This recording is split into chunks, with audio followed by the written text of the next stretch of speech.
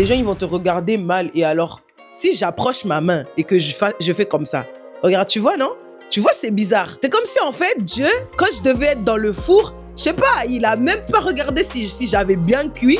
Il m'a juste sorti comme ça. Il m'a sorti, hé, mec, le pouce, l'index et le dernier, bah en fait, ils ont pas assez cuit. Là, et Dieu, il m'a enlevé dans le four avant que ça soit cuit. Mais, thank God, le doigt là, lui là, il est bon, hein? Lui là, celui-là pour mettre la bague, ça va, c'est bon, il y a rien. Donc ça, tu vois, je suis consolée. Hey bestie, welcome back to my YouTube channel. Bienvenue sur Entre Jay et toi, le podcast où on avance ensemble un mercredi à la fois. Je suis ravie de te retrouver pour l'épisode d'aujourd'hui. On a une question assez particulière et j'ai vraiment hâte qu'on puisse la découvrir ensemble. Cet épisode est sponsorisé par la marque. Je n'ai toujours pas de sponsor.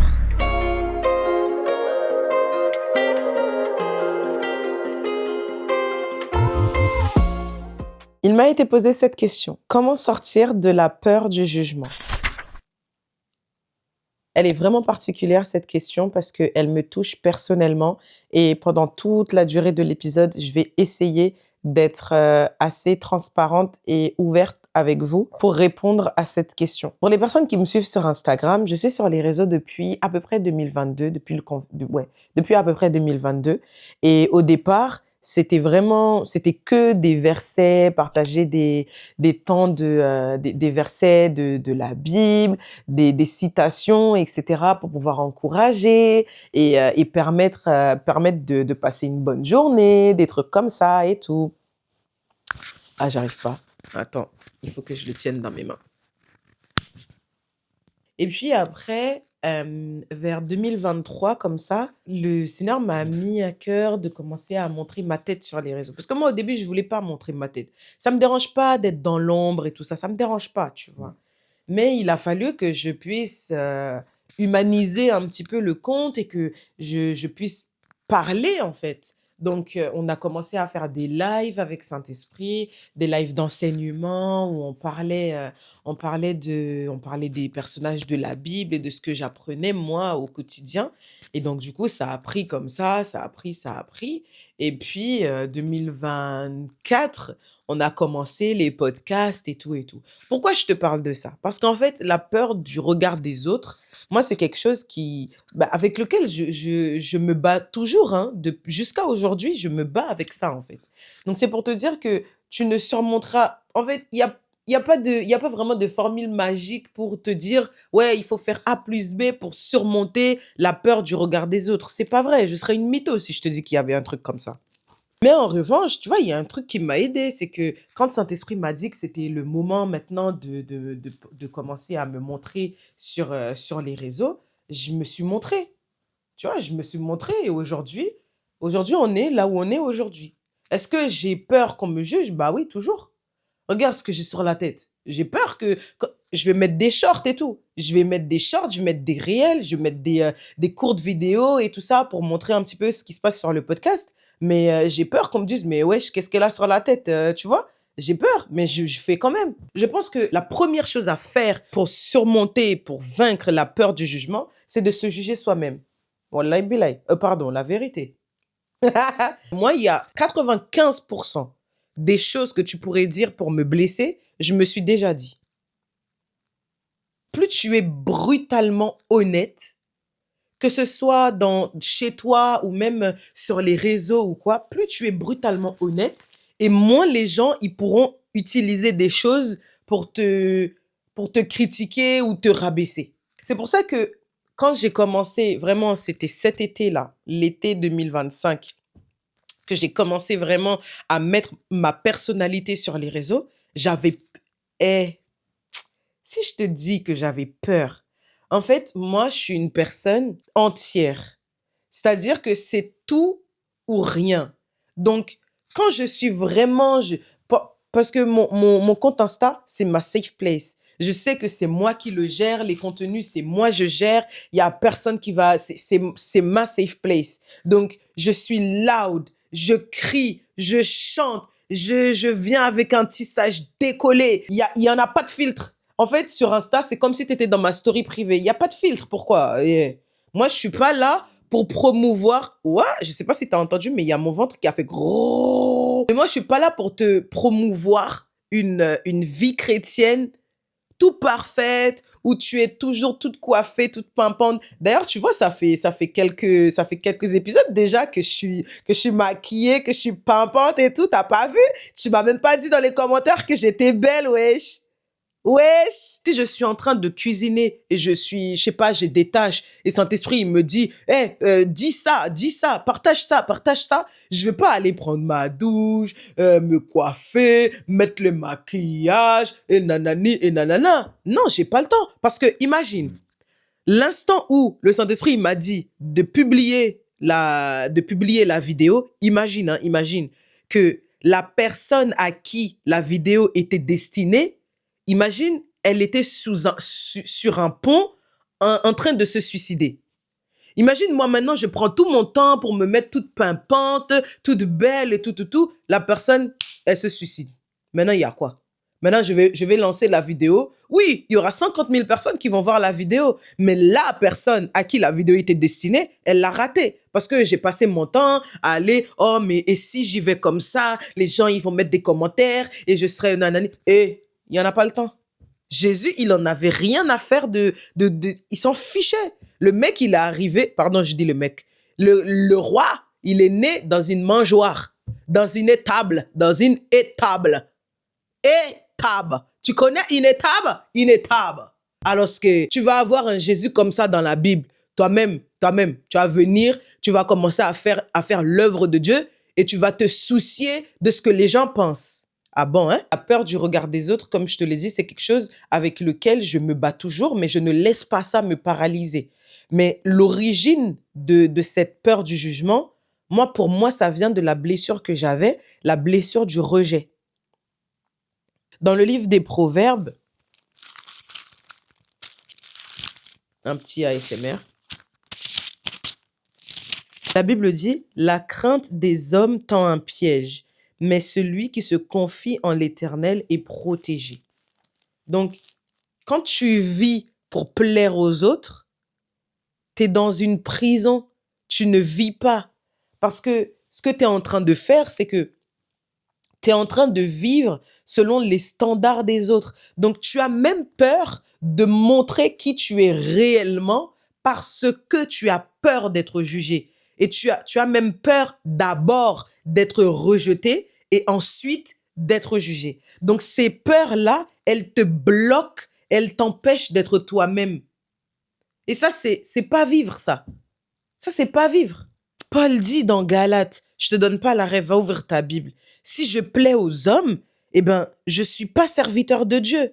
C'est-à-dire que toi, aujourd'hui, Dieu, il te demande de faire quelque chose. Tu vas dire, non, Seigneur, et si on me juge, et si ça marche pas, et si je suis rejeté, et si ceci, et si cela. Ben, du coup, ta peur, là, d'être rejeté, c'est elle ton Dieu. Parce que tu n'obéis pas à ce que Dieu t'a dit. Tu es en train d'obéir à ta peur. Et tu vas rigoler, hein. Mais il y en a un homme dans la Bible qui a été jugé. Il y en a un homme parmi tous les hommes. C'est Jésus lui-même. Jésus lui-même a été jugé par tous. Alors que Miskin, il n'avait rien fait. La Bible dit même qu'il a été méprisé et abandonné de tous. Un autre truc aussi, tu vas être choqué, hein. Mais assis-toi bien. Vas-y, je te laisse le temps de t'asseoir. Assis-toi bien, hein. Dieu, il t'a pas créé pour être accepté par tout le monde. Donc, si aujourd'hui, on te juge et tout, ou même toi, tu as peur d'être jugé, dis-toi une chose, Dieu ne m'a pas créé pour être accepté par tout le monde. Moi, il y a un truc qui s'est passé quand je suis née, c'est que juste avant, je crois quelques mois avant que je naisse, ma mère est tombée avec moi dans son ventre. Et ce qui fait que quand je devais sortir, il y avait des complications. Vraiment, il y avait des complications. Le Seigneur m'a sauvée. Mais ça a fait que je suis née avec une malformation au niveau du pied et aussi au niveau de la main gauche. Et pendant des années, jusqu'à aujourd'hui, pendant des années, ça m'avait complexé de fou malade. Malgré que aujourd'hui, je marche comme tout le monde, je peux courir comme tout le monde, je peux faire du pilates, tout ce que tu veux.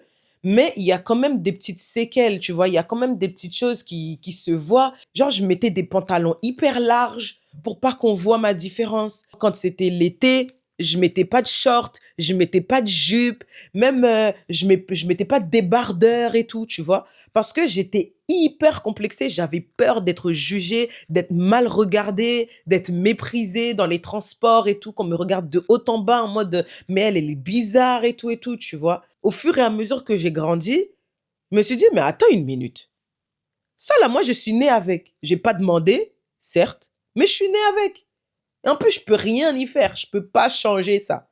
Donc, si je peux pas changer, might as well accept it. Donc, je me suis dit, vas-y, Jay. Ok, y a pas de souci. T'es une belle femme. T'es drôle. Tu sens bon. T'es haïtienne pour couronner le tout. Tu vois? Et en plus de ça, tu connais Jésus. Donc, meuf, les trucs là que tu peux pas changer, handicap et tout, laisse, accepte. C'est bon, c'est là, accepte, avance. Les gens, ils vont te regarder mal et alors? Et alors? Regarde, il y a un truc, hein, regarde, genre, juste un truc, je vais partager un truc. Moi, je compte sur toi dans les commentaires pour pas me dire, ouais, je suis bizarre. Mais si tu me dis je suis bizarre, c'est pas grave. Tu vois ma main gauche, là, ma main gauche, si je fais comme ça, tu vois que tout va bien, tu vois, tout va. Là, je regarde là parce qu'il y a le retour. Tu vois, là, tout va bien, tu vois. Mais si j'approche ma main et que je fais comme ça, regarde, tu vois, non? Tu vois, c'est bizarre. C'est comme si, en fait, Dieu, quand je devais être dans le four, je sais pas, il a même pas regardé si j'avais bien cuit. Il m'a juste sorti comme ça. Il m'a sorti, hé, mec, c'est comme si t'as un gâteau dans le four, tu mets pas le couteau pour te dire, oh, est-ce que le gâteau, il est bon? Juste, tu vois, c'est doré, tu sors seulement. Mais le gâteau, il est pas cuit. Eh ben, moi, j'étais pas assez cuite. Et du coup, ben, il y a 3 doigts, le pouce comme ça, l'index et le dernier, bah en fait, ils ont pas cuit, ils ont pas assez cuit. Voilà, et Dieu, il m'a enlevé dans le four avant que ça soit cuit. Mais thank God, le doigt là, lui là, il est bon, hein? Lui là, celui-là pour mettre la bague, ça va, c'est bon, il y a rien. Donc ça, tu vois, je suis consolée. Tu vois, non? Je suis consolée. Là, moi, je t'ai partagé ça. Moi, j'ai peur, hein? J'ai peur quand les gens ils vont voir ça, ils vont dire, c'est quoi ça? C'est quoi ça? Moi, j'ai jamais vu ça, des doigts bizarres comme ça. Moi, j'ai peur, hein? Mais oui, c'est bon, c'est rien, c'est pas grave. Tu vas me juger, c'est pas grave. Moi, je sais déjà que c'est bizarre. Tu vas venir me dire, ah, mais tes doigts, ils sont bizarres. Moi, je sais déjà. Donc, c'est pour ça que je te disais, pour surmonter ta peur de jugement, juge-toi déjà. Qu'est-ce qui fait que t'as peur de quoi? T'as peur qu'on te juge par rapport à quoi? Par rapport à ta voix, par rapport à ta peau, par rapport à tes yeux. Mais toi-même, quand tu vas faire le contenu, dis, Seigneur, c'est quoi ces yeux bizarres? Toi-même, tu commences par ça. Maintenant, les gens, ils auront rien à dire. Ils vont dire quoi? Ils vont dire, ah, tes yeux bizarres. Oui, merci, je l'ai dit au début de la vidéo. La Bible dit, Psaume 139, je te loue, Père, de ce que je suis une créature si merveilleuse. Maintenant, moi, tu vas venir me voir, tu vas me dire, tu t'es moche. Hey! Je vais te dire, viens là. Je vais t'en poser les mains. Je vais t'en poser les mains. Cet esprit de mensonge là, il va chasser au nom de Jésus. Et puis aussi, toi-même. Tu es en train de suivre Jésus. Genre, tu es un disciple de Christ. C'est qui la personne qui va pas te juger? La Bible dit quoi? Si vous étiez du monde, le monde vous aimerait. Mais puisque vous n'êtes pas du monde, le monde vous haïra. Il vous jugera. Il vous crucifiera. Et tu sais quoi? Juste pour finir sur un truc, la vraie liberté, c'est littéralement de choisir qui a le droit de te définir.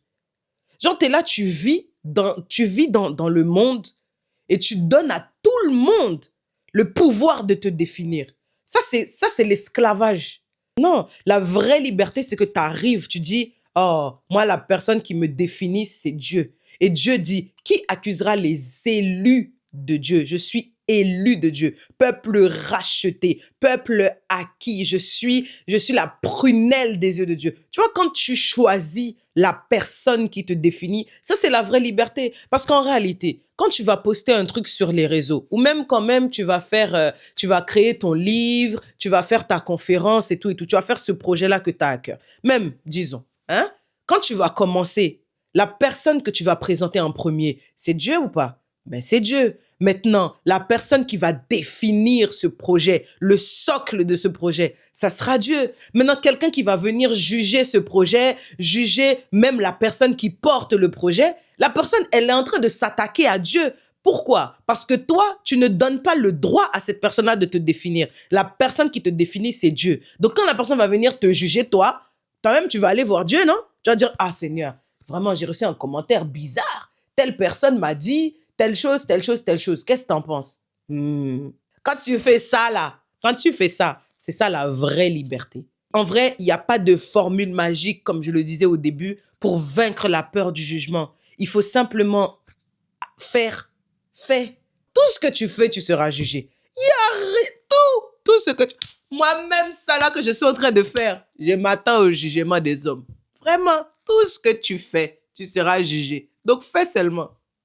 Mon frère, fais seulement. Si c'était la peur d'être jugé qui te bloquait, qui t'empêchait de manifester les projets, les plans que le Seigneur il a mis sur ton cœur pour cette année, lève-toi, ma sœur. Lève-toi, mon frère, par pitié. Faut aller faire. Tu vois, tu fais pas, on va te juger.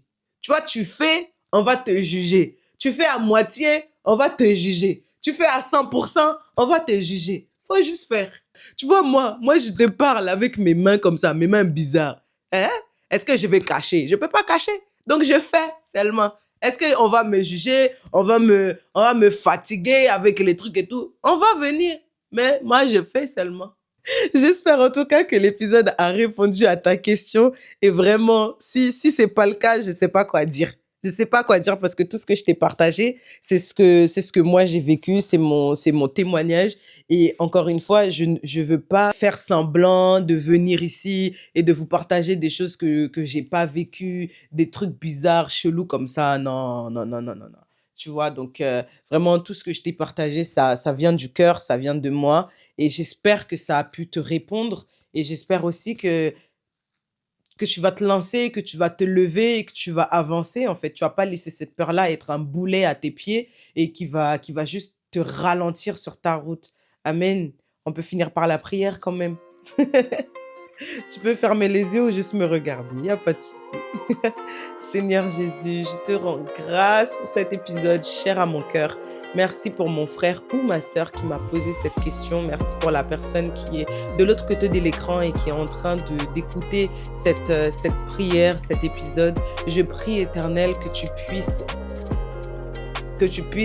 guérir ce cœur de la peur du rejet, de la peur du jugement. Et je prie, Père éternel, que toutes les blessures qui sont liées, qui sont enfouies, que tu ailles les déterrer dans leur cœur afin de les guérir dans le nom de Jésus-Christ de Nazareth. Je prie également, éternel mon Dieu, que ta paix, que ta grâce, que vraiment cette guérison divine puisse venir se manifester dans le cœur de chaque personne qui en a besoin à la suite de cette vidéo et de tout ce qui a été partagé. Je prie, Seigneur Dieu, que tu puisses, à travers tout ce qui a été partagé, ouvrir les yeux d'une personne, ouvrir aussi le cœur d'une personne afin que cette personne-là puisse se lever et manifester les projets que tu as mis sur son cœur sans prendre compte de la peur du jugement, de la peur du regard des autres. Car en réalité, il est dit dans ta parole que dès l'instant qu'on a commencé à te suivre, nous serons persécutés, nous serons jugés. Alors Seigneur, je prie que tu leur donnes du courage et de l'audace d'avancer malgré leur peur, malgré cette crainte-là d'être jugé, d'être rejeté par les autres. Au nom de Jésus. Et l'Église dit Amen. Merci d'avoir regardé ce podcast. Je prie vraiment que ce soit un épisode qui t'a trouvé exactement là où il fallait te trouver. Et you know the drill. Si tu n'avais pas encore fait, tu peux liker cet épisode, t'abonner à cette chaîne en activant la cloche de notification pour ne pas rater les prochaines publications et également partager l'épisode à une ou deux personnes à qui tu penses auraient besoin d'entendre toutes ces pépites qui ont été balancées ici dans l'épisode d'aujourd'hui. Follow me as I follow Christ on Instagram. Je te mets mon Insta dans la barre de description. Tu peux aller me suivre et également me partager les questions que tu aimerais que j'aborde dans le prochain épisode du podcast. J'ai été vraiment ravie encore une fois de faire cet épisode. Tu peux également me dire en commentaire quels sont les moments qui t'ont le plus marqué, qui t'ont le plus frappé. Je serais vraiment trop contente de lire ton commentaire et tu peux également donner ton avis sur l'épisode, ce que tu en as pensé, ce que je peux améliorer parce qu'on est ensemble, on avance ensemble et on grandit ensemble en fait. Voilà, tout simplement. On se retrouve mercredi prochain, bestie. D'ici là, prends bien soin de toi. Salut!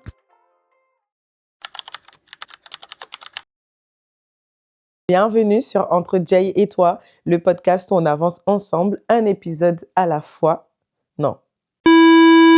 Bienvenue entre Jay. Oh, mighty God of Daniel. Elle est particulière cette chanson, cette chanson. Oh Seigneur Jésus-Christ. Elle est vraiment particulière cette chanson parce que elle. Oh, faut que j'arrête de dire cette chanson. Oh Jésus, j'ai mal au dos. J'ai mal au dos. Oh, l'Éternel, l'Éternel. Le canapé, il a failli partir là. Il a failli partir à la renverse.